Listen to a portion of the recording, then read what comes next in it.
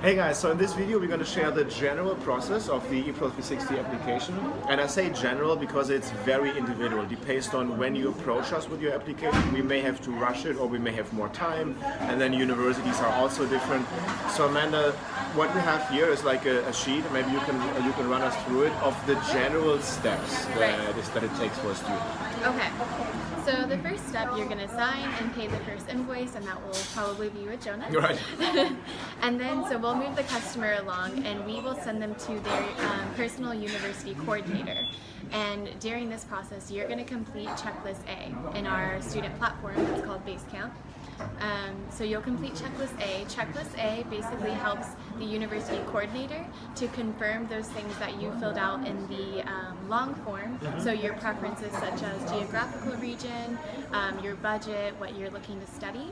So then when you confirm all these things and complete the information in checklist A for the coordinator will begin the research and the negotiation with universities using your preferences. And the research normally takes around 3 weeks. The university coordinator might check in with you, let you know how the research is going, let you know if there's any setbacks they see, depending on your grades or things like that, your budget. But typically about 3 weeks, and then you receive a personal listing.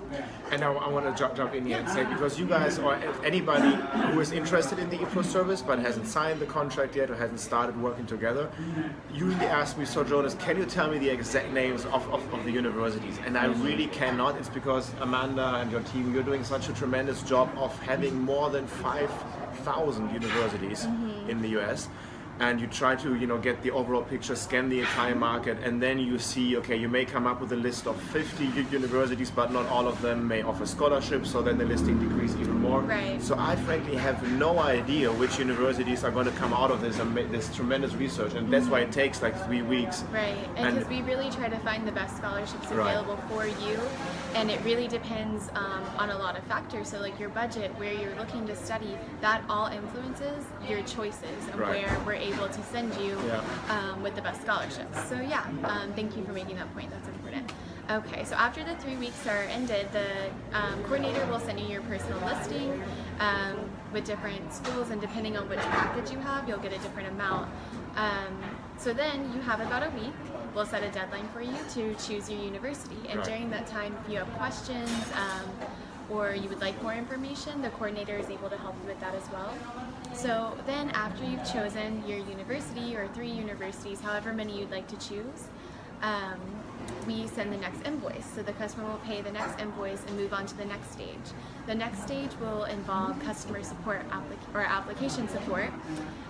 So you will move on away from the coordinator, your friend that you made, and you'll move to your friend, and then you'll get a new friend, an application support. And they're there to help you apply to those universities and help you with all the admission documents that you'll need. So during this time, you will start to work on completing in the Basecamp, the student portal that we use, checklist B, C, and D. And these are different requirements from the university to apply, gain admission, and all the documents that the university needs. And so as Jonas said, this is never standard because the universities require different things. This tends to be the lengthiest process for students, but it gets the results, right? So during that process, let's see. So it can take anywhere between 1 and 2 months, and this is really important for students to keep in mind and remain on top of the documents and really stick to the deadlines that the application support sets for them. Okay, so then when we apply to the universities, we wait for a response. So this usually takes between 2 to 6 weeks. So as we're waiting for a response, you might be finishing checklist C, checklist D on some final documents because it's not always the case that the university needs all of the documents. Sometimes they might need the application to be done as well as a few other documents, but they can move forward with the process and you can submit the rest later. So Amanda, when you talk about checklist C and D and that it depends on the university, well, what are like 2 or 3 standard documents that you always need, just so you guys can get an idea of what's needed in this process? Right. So I would say test scores, transcripts, obviously passport identification as well. Let's see some other standard documents. And we try to speak up here, guys. I know we're in a restaurant. We're keeping this super casual. Yeah. So yeah, here as well. transcripts are definitely the most important, and as well as just the university application, which Epro will be helping you with.